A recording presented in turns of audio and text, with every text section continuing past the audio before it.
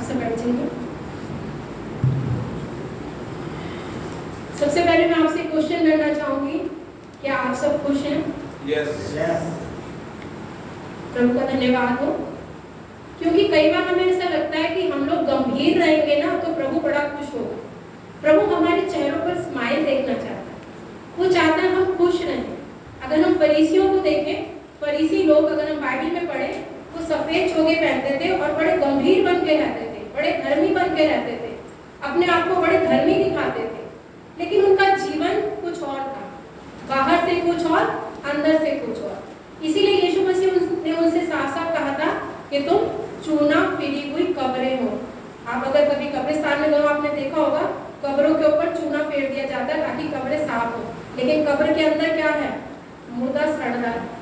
वैसे ही अगर हम बाहर से तो गंभीर रहे, बड़े धार्मिक करें, लेकिन अंदर अगर हमारे गंदगी है, घमंड है और दोष लगाने वाली भावना है, बैर है, डहा है, वो सड़ांध क्या कर रही है? अंदर ही अंदर है, लेकिन ऊपर से हम अपने आप को बड़े अच्छे दिखा रहे कि हम धर्म में। प्रभु ऐसे जीवन से खुश नहीं हो। प्रभु चाहता है हम खुश रहें, हम आनंदित रहें और उसकी समीपता में बढ़े। प्रभु यीशु मसीह ने कहा, मैं इसलिए आया कि तुम जीवन पाओ और बहुतायत का जीवन पाओ। ये बहुतायत का जीवन क्या है? खुशहाली का जीवन है ना। जीवन तो जानवर भी जीते हैं, लेकिन प्रभु इसलिए आया कि हम खुशहाली का जीवन जिए। वो इसलिए नहीं आया कि हम कंगाली में रहें, हम रोते पीटते रहें, हम शिकायत करते रहें, हम झगड़े करते रहें, हम बैर करते रहें। इसलिए नहीं आया, वो इसलिए आया कि हम आशीषित हो, और जब हमें आशीषें मिले तो हम बहुतों के लिए आशीष का कारण बने। जैसे उसने अब्राहम से कहा था कि तू आशीष का मूल होगा, बहुतेरी जातियां तेरे कारण आशीष पाएंगी। जब वो आपको आशीष देता है तो वो चाहता है कि आप वो आशीष दूसरों तक पहुंचाए। जरूरी नहीं कि फाइनेंस हो। अगर प्रभु ने आपको दान दिया है कि आप दूसरे लोगों को सांत्वना दें, जो लोग दुखी हैं, हो सकता है आपके पास पैसा ना हो कि आप उनकी पैसे से मदद कर सकें, लेकिन आप उनको शांतिदायक वचन कह सकते हैं, आप उनको कंसोल कर सकते हैं, आप उनकी काउंसलिंग कर सकते हैं, आप उनको दो शब्द प्यार के बोल सकते हैं। प्रभु को इससे खुशी होगी, क्योंकि प्रभु ने एक आज्ञा दी है जिसमें सारी व्यवस्था का सारांश है कि तू अपने प्रभु परमेश्वर से अपनी सारी बुद्धि से, अपनी सारी शक्ति से, अपने सारे प्राण से, अपनी सारी समझ से प्रेम कर और अपने पड़ोसी से अपने समान प्रेम कर।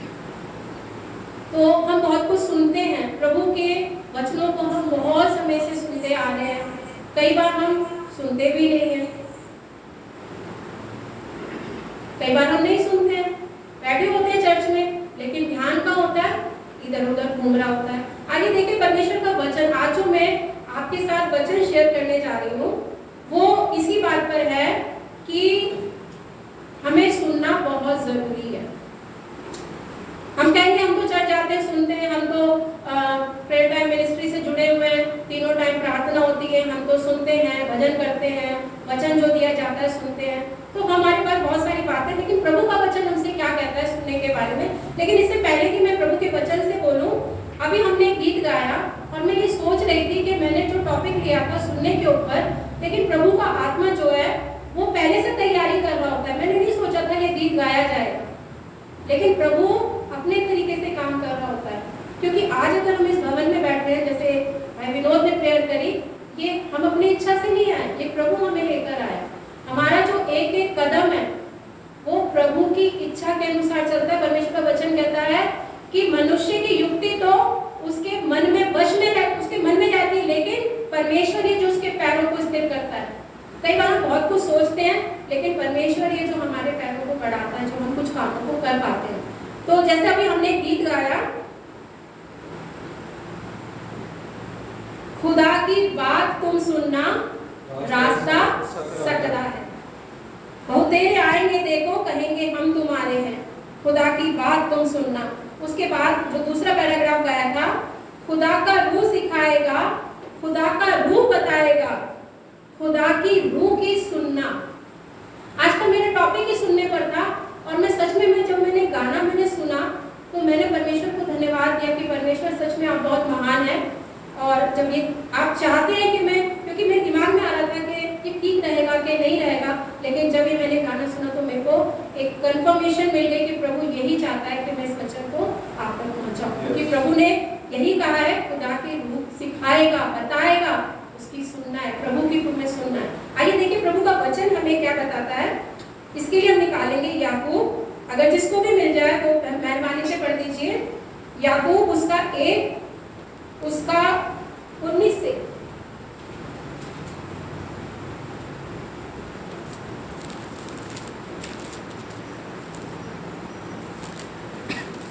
याकूब 1 उसका 19।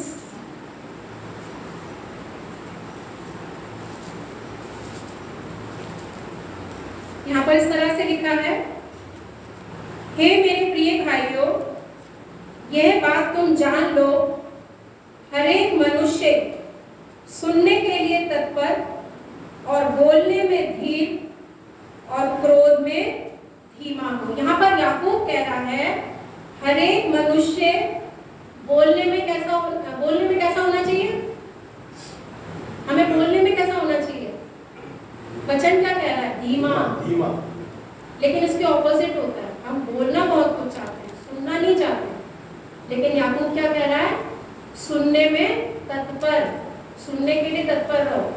मैं अपनी टेस्टिमनी आपको देती हूँ, क्योंकि हम सब एक ही हैं। अगर आज मैं खड़े होकर वचन दे रही हूँ तो इसका मतलब ये नहीं कि मेरे अंदर कोई दोष नहीं है या मैं बहुत परफेक्ट हूँ। मेरे साथ भी कई बार ऐसा होता है, कोई फोन आता है, मैं फोन अटेंड करती हूँ, तो कई बार क्या होता है, दूसरा व्यक्ति जब बात कर रहा होता है, जब तक मेरा उस बात में इंटरेस्ट रहता है मैं बहुत ध्यान से उसकी बात सुनती रहती हूँ। लेकिन जब मेरा इंटरेस्ट होने लगता है तो मैं क्या करती हूँ, फिर मैं अपनी सुनाने लग जाती हूँ, उसकी बात काट के मैं अपने आप बोलने लग जाती हूँ। तो हमारे अंदर पेशेंस नहीं है, हम सुनने में तत्पर नहीं है, हम बोलने में धीमे नहीं है। लेकिन इससे क्या होता है कि कई बार जब हम ज्यादा बोलने वाला होता है ना, वो बोलने में कुछ ऐसी बातें बोल जाता है जो बोलने भी नहीं चाहिए, क्योंकि बिना सोचे समझे जब हम बोलेंगे तो क्या होगा, वो बातें किसी दूसरे व्यक्ति को ठेस भी पहुंचा सकती है। इसलिए याकूब बड़ी समझदारी की बात हमें सिखा रहा है कि हमें बोलने में धीमा और क्रोध करने में भी हमें धीर, यानी कि धीमा। हमें गुस्सा भी बहुत जल्दी आ जाता है, इसने ये बात कह कैसे दी, इसने ऐसे करा क्यों? सहनशीलता नहीं है। आत्मा का जो फल है वो है धीरज। आत्मा के 9 फल है और उनमें एक फल है धीरज। हमारे अंदर नहीं है धीरज, हमें बहुत जल्दी गुस्सा आता है। और याकूब जो है, जो यीशु मसीह का रिलेशन में भाई लगता था, उसने इस बात को बोला, हमें क्रोध करने में धीमा होना चाहिए, सुनने में तत्पर होना चाहिए और बोलने में धीमा होना चाहिए। एक और पद हम निकालेंगे, रोमियो 10:17। यहाँ पर वचन कहता है कि विश्वास सुनने से और सुनना मसीह के वचन से होता है। हम कहते हैं मेरे अंदर विश्वास नहीं है, मेरा विश्वास नहीं बढ़ रहा, मैं कोशिश तो करता हूँ, मैं प्रभु की आराधना भी करता हूँ, चर्च भी जाता हूँ, सब कुछ करता हूँ, लेकिन मेरा विश्वास नहीं बढ़ रहा। जब भी कोई परेशानी आती है मैं डर जाता हूँ, मैं घबरा जाता हूँ। इसका मतलब क्या है? हम ठीक से नहीं सुन रहे। हम सुन तो रहे हैं लेकिन ठीक से नहीं सुन रहे। तो हमें क्या करना है, जैसे वचन भी कहता है कि जब कभी तुम परमेश्वर का वचन सुनो तो अपने मनों को कठोर मत करो। हम क्या करते हैं? कठोर कर लेते हैं। परमेश्वर कह रहा है अपने पड़ोसी से प्यार कर, अपने भाई से प्यार कर। अगर तू मेरी वेदी पर आया है, अगर तू मेरे भवन में आया है, अगर तेरे मन में तेरे भाई के लिए कुछ भी बैर है तो तू पहले उससे मिल कर, तब तू मेरे पास आ। अगर हम ऐसे ही आ जाएंगे तो सिर्फ हमने अपने आप को खुश किया, परमेश्वर को खुश नहीं किया। परमेश्वर कब खुश होगा? जब जिस भाई से आप बैर करते हो, जब आप उस भाई से मेल रखेंगे, जब आप उस भाई को क्षमा करेंगे, तब परमेश्वर आपसे खुश होगा। आप कितने ही चर्च चले जाओ, कितने ही आराधना कर लो, लेकिन परमेश्वर जो उसका वचन कहता है ना, वो हमारे मनों को देखता है। वो ये नहीं देखता हम कितनी बार चर्च जा रहे हैं, हम कितनी बार स्तुति आराधना कर रहे हैं, वो हमारे मनों को देखता है। हम लोगों को धोखा दे सकते हैं लेकिन अपने परमेश्वर को हम धोखा नहीं दे सकते। वो परमेश्वर है, हमारा क्रिएटर है। अगर हम प्रकाशित वाक्य उसका 3 अध्याय उसके 20वें पद को पढ़े तो यहाँ पर यीशु मसीह ने कहा है कि मैं द्वार पर खड़ा हुआ खटखटाता हूँ। यह लिखा है, देख मैं द्वार पर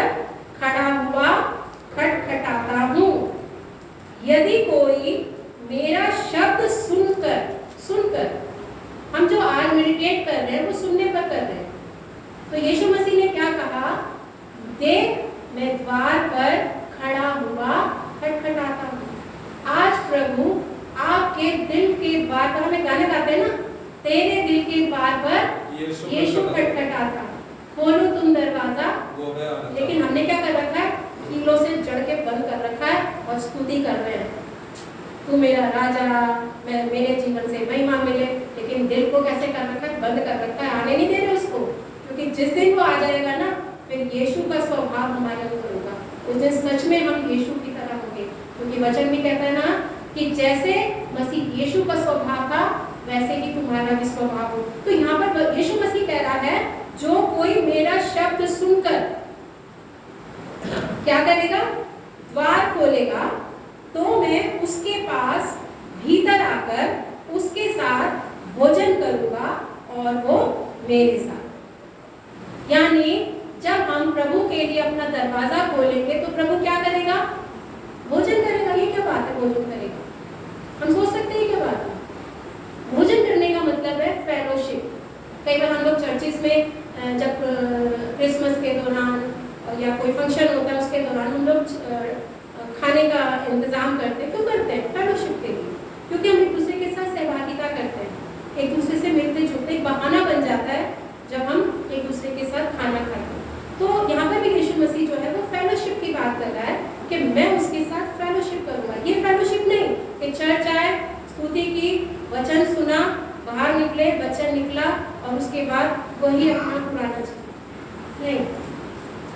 उसका मतलब है जो कोई मेरा शब्द सुनकर अपने दिल के द्वार को खोलेगा, मैं भीतर आऊंगा। अभी वो भीतर नहीं आता है, अभी सिर्फ हम बाहर से करते हैं फरीसियों की तरह।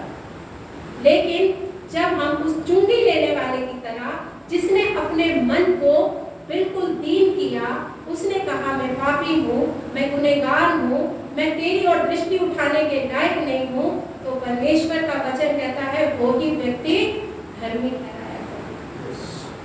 तो हमें क्या करना है, हमें परमेश्वर की सुनना है, सुनना है। अभी मैं सिर्फ सुनने पर ही जोर दूंगी, सुनना है, क्योंकि अभी हमने गीत भी गाया, सुनना है। एक और वचन अगर हम देखें, नीति वचन निकालेंगे, उसका 15 अध्याय, नीति वचन उसका 15 अध्याय, उसके 31 और 32 वर्ष में आपके सामने पढ़ूंगी। जो जीवनदायी डांट कान लगाकर सुनता है, ध्यान दीजिएगा, कान लगाकर सुनता है। एक होता है सुनना।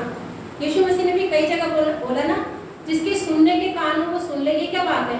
क्या सुनने के कान अलग होते हैं और ये कान दूसरे हैं? इसका मतलब कान तो है लेकिन सुनने वाले नहीं है। जो हमारा दिल करता है वो सुनते हैं। जब हमें दिल करेगा हमें मसीह गीत सुनने हैं, जब हमारा दिल करेगा हमें सरमन सुनना है, जब हमारा दिल करेगा हमें वचन सुनना है, तब हम सुनेंगे। अदरवाइज हम अपने मोबाइल में लगे रहेंगे, अदरवाइज हम संसारिक बातों को सुनेंगे जब दिल करेगा। लेकिन परमेश्वर का वचन हमें यहाँ सिखा रहा है कि जो जीवनदायी डांट, जीवनदायी डांट क्या है? पेरेंट्स जो अपने बच्चों को जब डांटते हैं, बच्चों को बड़ा बुरा लगता है। मैं भी जब छोटी थी ना, जब मुझे डांट पड़ती थी, मुझे बड़ा गुस्सा आता था। जो हमेशा मेरे को डांटते रहते हैं, हमेशा मेरे को बोलते रहते हैं। लेकिन उसके बाद जब मेरे कामों की प्रशंसा की जाती थी, जब मैं बड़ी हो गई कि मैं अपने घर के कामों को कितनी स्पीड से करती हूँ, अपने जो रिस्पॉन्सिबिलिटी है कितने अच्छे से करती हूँ, जब उन कामों की वजह से जिनके लिए मुझे डांट पड़ती थी, क्योंकि वो चीज़ें मेरे जो पेरेंट्स थे वो मुझे परफेक्शन की ओर लेकर जाते, तो जीवनदायी डांट थी वो मेरे लिए। और मैं क्या कर रही थी? बुरा मान रही थी, लेकिन सुन रही थी। सबसे बड़ी बात है, सुन रही थी। तो यहाँ पर भी वचन कह रहा है, जो जीवनदायी डांट को कान लगाकर सुनता है, क्या होता है? वह बुद्धिमानों के संग ठिकाना पाता है। वो मूर्खों के संग बैठता नहीं है, उसकी संगति मूर्खों के संग नहीं होती। जो बेफालतू की बातें करते हैं, वो उन लोगों के बीच बैठता है जो प्रभु की बातें करते हैं, जो प्रभु को महिमा देते हैं, क्योंकि उसको पता है क्या सही है क्या गलत है। तो यहाँ पर वचन कह रहा है जीवनदायी डांट, जीवनदायी डांट का ये वचन कई बार वचन हमारे मुताबिक निकल आता है, मैं तुम्हें बड़ी आशीषें दूंगा, परमेश्वर ने हमसे ये प्रॉमिस किया है, मत डर, मैं तुझे अपने घर में दाहिने हाथ से संभाले रहूंगा, है ना। हम बड़े खुश हो जाते हैं। लेकिन कई बार जब वो हमें डांटता है, जब वचन हमें डांटता है, तो हम क्या करते हैं, नहीं ये वचन मेरे लिए नहीं है, वो हमारे लिए नहीं है, क्योंकि वो हमारा पिता है। जब हम संसारिक माँ बाप होकर अपने बच्चों को करेक्ट करते हैं, अपने बच्चों को हम चाहते हैं हमारे बच्चों को कोई गलत ना बोले, कोई हमारा पड़ोसी हमारे बच्चे पर उंगली ना उठाए, तो वो स्वर्गीय पिता क्यों नहीं बोलेगा? हम उसकी संपत्ति हैं। उसने कहा तुम मेरी निज प्रजा हो, तुम मेरी प्रॉपर्टी हो, जिसने तुम्हें छुआ उसने मेरी आँख की पुतली को छुआ। वो इतना, जैसे अगर हमारे बच्चे को कोई गलत बोलेगा ना, यहाँ दिल में कुछ नहीं बोलेंगे, लेकिन दिल में एक ना टीस सी उठेगी, अब मेरे बच्चे को कैसे बोल दिया। वो ही है, तभी तो उसने कहा अपना बदला मत लेना, क्योंकि तुमने अपना बदला ले लिया तो तुमने मुझे तो मौका ही नहीं दिया, है ना। तो हमें क्या करना है कि जो हमारे विरोधी हैं, हमें उनके लिए प्रार्थना करनी है। ये हमें वचन बताता है, ये हमने सुना है ना। तो जो सुनते हैं उसको क्या करना है, हमें उसको यहाँ रखना है दिमाग में। और यहीं पर कौन अटैक करता है? हमारे शैतान। मैं उसका नाम लेना पसंद नहीं करती, क्योंकि वो इस लायक नहीं कि हम उसको कोई अहमियत दें। उसकी जगह हमारे पैरों के नीचे है। तो वो क्या करता है, वो हमारे दिमागों पर अटैक करता है। जब हम प्रभु में बढ़ रहे होते हैं, कई बार सताव जो है ना, बाहर से नहीं घर से भी आ जाता है। घर के लोग ही हमें क्या करते हैं, किसी न किसी तरीके से हमें सताव की ओर लेकर आते हैं। कई बार दोष लगाते हैं, अरे तू तो बड़ा भक्त बनता है, तू तो बड़ा चर्च जाता है, बड़ी बाइबल पढ़ता है, अपना जीवन तो दे। तो क्या होता है, इससे हमें लगता है हाँ सही बात है, मेरे अंदर कमियां हैं, क्या करूँगा चर्च जाके। नहीं, वो शैतान आप पर वार कर रहा है, क्योंकि उसे पता है आप जो हैं आप बहुत वैल्यूएबल है। परमेश्वर का वचन कहता है मैंने तुझे एक बहुत ही चोखा यंत्र ठहराया है। चोखे यंत्र हैं आप उसके। यशाया में अगर आप पढ़ेंगे 60वां अध्याय है, शायद 40 अध्याय, मुझे याद नहीं आ रहा, तो उसने कहा है कि मैंने तुम्हें चोखा यंत्र, आप कोई वो नहीं है कि जिसमें धार नहीं है, आप चोखे यंत्र है। और शैतान को पता है कि जब आप काम करेंगे ना, तो उसकी जो भी युक्तियां वो आप काटते चले जाएंगे, बहुतों के जीवनों को आप प्रभु में लेकर आ जाएंगे। लेकिन वो क्या करता है, वो ये यहाँ पर आपके अटैक करता है, आपके दिमाग पर क्या करता है, वो बहुत चीज़ों से आपको उलझा के रखता है। इसने ये बोल दिया, इसने वो कर दिया, वहाँ उलझा देगा, ताकि आप प्रभु के वचनों पर ध्यान न लगे, ताकि आप प्रभु में आनंदित ना हो। जैसे किसी ने कहा भी है ना कि आप चिड़िया को अपने सर के ऊपर से उड़ने से नहीं रोक सकते, लेकिन आप उसको घोंसला बनाने से रोक सकते हैं। आपके अंदर विचार तो आएगा, किसी ने आपको कुछ बोल दिया, किसी ने आप पर दोष लगा दिया, अरे आपका प्रभु तो आप पर दोष नहीं लगाता ना। एक इंसान के दोष लगाने से आप क्यों हट कर रहे हो?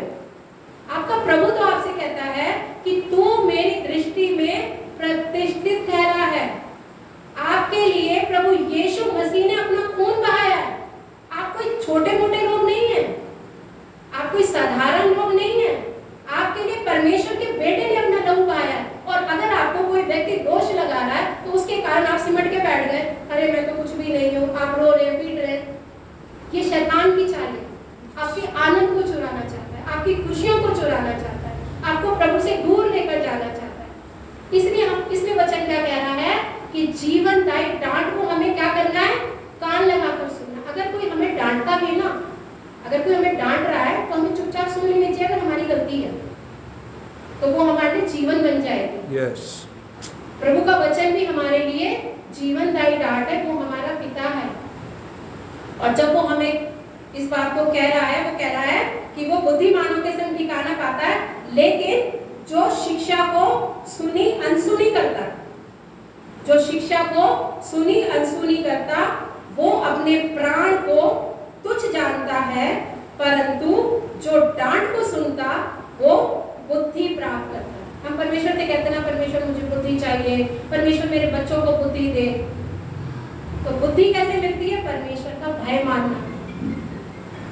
जब हम परमेश्वर, जैसे मैंने अभी आपको टेस्टिमनी दी अपनी बेटी की, कि शैतान ने तो क्या बोला, झुक जा मेरे सामने, सब दे दूंगा तुझे, तो झुक जाओ।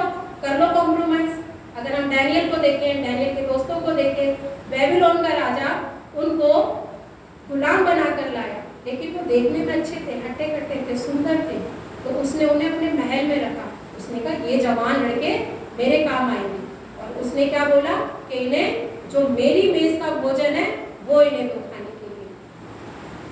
लेकिन उन्होंने क्या करा, वो प्रभु का भय मानते थे। उनके माँ बाप ने उन्हें बचपन से शिक्षा दी थी। हम अपने बच्चों को जो शिक्षा देंगे ना, जो हमने बचपन से, जब वो छोटे हैं, हमारे बच्चे बुढ़ापे में भी उससे नहीं हटेंगे, परमेश्वर का वचन है। तो उन्होंने क्या करा, उन्होंने उस चीज को नहीं किया। उन्होंने क्या बोला कि तू हमें घास फूसी दे दे, साग पात दे दे, जो भी है हम वही खा लेंगे। उसने कहा तुम साग पात खाओगे, तुम्हारे चेहरे पे रौनक नहीं दिखेगी, तो राजा तो मुझे मरवा डालेगा। उसने कहा तू करके देख, अगर नहीं होगा तो ठीक है, फिर हम कर लेंगे। लेकिन सबसे सुंदर, सबसे अच्छे, सबसे बलवान वो ही दिखे। तो ये होता है जब हम परमेश्वर का भय मानते हैं। कई बार हम लोग अपनी बुद्धि का सहारा लेते हैं, लेकिन हमें क्या करना है, हमें जो परमेश्वर का वचन कह रहा है हमें उस पर डटे रहना है, उसकी सुनी अनसुनी नहीं करनी। क्योंकि जब हम उसकी सुनी अनसुनी करते हैं तो क्या होता है, जो व्यक्ति सुनी अनसुनी करता है वो अपने प्राण को तुच्छ जानता है, यानी उसको अपने प्राण की कोई चिंता नहीं है। क्या होगा, नाश हो जाएगा वो, है ना। और जो सुनता है वो बुद्धि प्राप्त करता है। मैं आपको एक एग्जांपल देना चाहूंगी आदम और हव्वा का। परमेश्वर ने आदम और हव्वा को बनाया, जो पहले मनुष्य थे इस सृष्टि के। आदम को और हव्वा को परमेश्वर ने अपने हाथों से बनाया, उसके हाथों के बनाए हुए। उनके अंदर उसने अपना श्वास फूंका, उनके नथनों में। और देखें कि उन्होंने परमेश्वर की सुनी कि नहीं सुनी। परमेश्वर ने उनके लिए सुंदर वाटिका बनाई। हम अगर देखें उत्पत्ति 2:16 और 17, यहाँ पर लिखा है, यहोवा परमेश्वर ने आदम को ये आज्ञा दी, तू वाटिका के सब वृक्षों का फल बिना खटके खा सकता है, पर भले या बुरे के ज्ञान का जो वृक्ष है उसका फल तू कभी ना खाना, क्योंकि जिस दिन तू उसका फल खाएगा उसी दिन अवश्य मर जाएगा। ये होता है कि जब हम परमेश्वर की नहीं सुनते तो हम मर जाते हैं, फिजिकली नहीं, स्पिरिचुअली। आदम और हव्वा दोनों ने परमेश्वर की नहीं सुनी। किसकी सुनी? शैतान की सुनी। अगर हम देखें 3 अध्याय उसके पहले पद से पढ़े तो यहाँ पर लिखा है, यहोवा परमेश्वर ने जितने बनेले पशु बनाए थे उन सब में सर्प धूर्त था। उसने स्त्री से कहा, क्या सच है कि परमेश्वर ने कहा तुम इस वाटिका के किसी वृक्ष का फल ना खाना? स्त्री ने सर्प से कहा, इस वाटिका के वृक्षों के फल हम खा सकते हैं, पर जो वृक्ष वाटिका के बीच में है उसके फल के विषय में परमेश्वर ने कहा है कि ना तो तुम उसको खाना और ना उसको छूना, नहीं तो मर जाओगे। तब सर्प ने स्त्री से कहा, तुम निश्चय ना मरोगे। परमेश्वर ने भी कहा, शैतान ने भी कहा। आज हमारी स्थिति भी यही है। आज हम उसी लेवल पे खड़े होते हैं। जब हम अपनी जिंदगी में कोई भी काम करते हैं, जब अपने दिन की शुरुआत करते हैं, तो दोनों तरफ से आवाज आती है, करना चाहिए, नहीं करना चाहिए। अगर हम जिसकी सुनेंगे, क्योंकि वचन कहता है मैंने तुम्हारे आगे जीवन और मृत्यु दोनों रख दिए हैं, जीवन को ही चुनो। वो तो चाहता है हम जीवन को चुने। वो मर गए, आत्मिक रीति से मर गए, परमेश्वर से दूर हो गए। शैतान की चाल क्या है? शैतान हमसे नफरत करता है, क्योंकि परमेश्वर हमसे प्यार करता है, इसलिए वो हमसे नफरत करता है। शैतान का अंत नरक की झील में है। परमेश्वर उसको नरक की आग में डालेगा। वो चाहता मैं अकेला नहीं जाऊं, जिनसे ये प्यार करता है ना, जो इसकी औलाद है, इसको भी अपने साथ लेके जाओ। वो परमेश्वर के कारण हमसे चिढ़ता है और वो इसलिए हमें बरगलाता है, इसलिए हमें दुनियावी बातों में फंसाता है, इसलिए हमें हमारे दिमाग को कंट्रोल में करता है। सबसे बड़ी चीज़ है यहाँ अटैक करता है। उसको घोंसला मत बनाने दो। विचार आया आपके दिमाग में, लेकिन विचार को भगाओ, वचन को क्लेम करो। अगर वो आपको डरा रहा है वचन के मुताबिक, कि नहीं तेरा कोई फ्यूचर नहीं है, तेरे को जॉब नहीं मिल रही है, तेरे घर की स्थिति खराब है, तेरे बच्चे तेरी नहीं सुन रहे, तेरे माँ बाप तुझसे प्यार नहीं करते, तेरा जीवन बहुत पाप वाला है। अरे कितना भी पाप वाला है, आपका प्रभु आपसे प्यार करता है। अगर हम प्रभु यीशु मसीह को देखें, कभी आपने देखा प्रभु यीशु मसीह फरीसियों के साथ बैठा हुआ है? उस पर क्या दोष लगाया जाता था? ये तो पापियों का मित्र है, ये तो पापियों के साथ बैठता है। क्यों बैठता था वो पापियों के साथ? यीशु ने कहा मैं पापियों का नाश करने नहीं, पापियों का उद्धार करने आया हूँ, उनके पापों से उन्हें छुड़ाने आया। वो पापी उसकी सुनते थे। फरीसियों ने विश्वास नहीं किया कि परमेश्वर का पुत्र है, लेकिन उन्होंने विश्वास किया, अपने पापों से पश्चाताप किया। आज हमने चाहे कितने भी पाप क्यों ना किए हो, यशायाह में लिखा है तुम्हारे पाप चाहे अर्धवानी रंग के क्यों ना हो, वो हिम के समान श्वेत कर दिए जाएंगे। हालेलुया। संसार आपको चाहे कुछ भी बोले, कुछ भी कहे, आपकी निगाह सिर्फ आपके परमेश्वर पर होनी चाहिए। लोगों को देखोगे ना, अरे ये ऐसे बोल रहा है, अरे इसने ऐसा कह दिया, दिल में लेके बैठ जाओगे और परमेश्वर से दूर हो जाओगे। वो यही चाहता है, वो आपकी शांति को चुराता है। वचन कहता है चोर चोरी करने, घात करने और हत्या करने आए। चोर कौन है? शैतान। चोरी करता है, जो वचन आज बोया जा रहा है ना, वो कोशिश करेगा चुरा लो। और घात करता है, घात में बैठता है आपकी, एकदम से आप पर अटैक नहीं करता, इंतजार करता है कब ये वीक होगा, कब इसके अंदर से वचन निकलेगा, कब संसारिक बातों में कमजोर पड़ेगा, तब वो आप पर अटैक करेगा जब आप कमजोर हो। और उसके बाद क्या करेगा? हत्या करेगा, नाश कर देगा, ताकि आप परमेश्वर के साथ अनंत काल में। लेकिन हमारा परमेश्वर है, वो हमसे इतना प्यार करता है, उसने हमें वचन दिया है, इसलिए हमें इस जीवनदायी डांट को सुनना है। इसीलिए सुनना है ताकि हम नाश न हो जाए। यीशु मसीह की जब परीक्षा हुई तो शैतान ने तीन बातें यीशु मसीह के सामने रखी। तो इन पत्थरों को गोल रोटी बन जाए, कंगूरे पर ले गया, है ना। तो यीशु मसीह ने उसकी हर एक जो परीक्षा थी उसका जवाब कैसे दिया? वचन से ही दिया ना। वचन में लिखा है, वचन में लिखा है। जब हमें वचन का ज्ञान ही नहीं होगा तो हम शैतान का सामना कैसे करेंगे? शैतान बोलेगा अरे तेरे बच्चों का भविष्य अंधकार में है, तेरा भविष्य अंधकार में है, तो हम क्या करेंगे? हाँ अंधकार में, डर जाएंगे। लेकिन अगर हमें वचन का ज्ञान है तो हम उसको क्लेम करेंगे, जैसे यीशु मसीह ने क्लेम किया, तो वो भाग जाएगा। यीशु मसीह के सामने से भागा ना, हमारे सामने से भी भागेगा।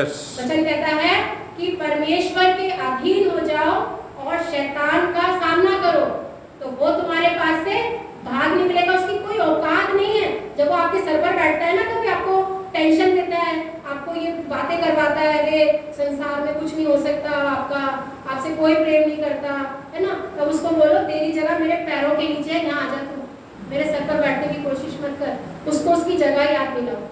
उसको जब उसको हम सर पे बैठाते हैं ना, इसलिए हम परेशान करते हैं, उसको उसकी जगह याद दिलाओ। एक और उदाहरण हम देखेंगे योना का। योना ने भी क्या करा? परमेश्वर ने उसे क्या बोला? तू नीनवे को जा, क्योंकि नीनवे के लोग पाप में बढ़ रहे थे, पाप कर रहे थे। लेकिन हमारा परमेश्वर जो है ना, वो दोष नहीं लगाता।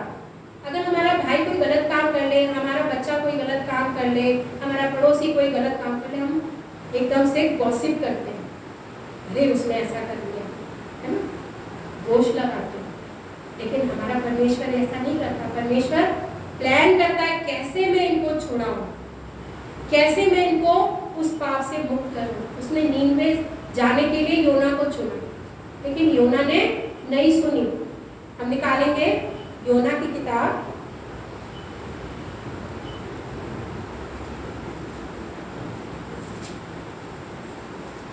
उसका पहले पन्ने में पढ़ूंगी। यहोवा का यह वचन अमीदे के पुत्र योना के पास पहुंचा, उठकर उस बड़े नगर नीनवे को जा और उसके विरुद्ध प्रचार कर, क्योंकि उसकी बुराई मेरी दृष्टि में बढ़ गई है। ये परमेश्वर ने क्या कहा? हम लोग जब भी सुनते हैं हम ध्यान से सुने, कई बार हम भटक जाते हैं। क्या कहा परमेश्वर ने?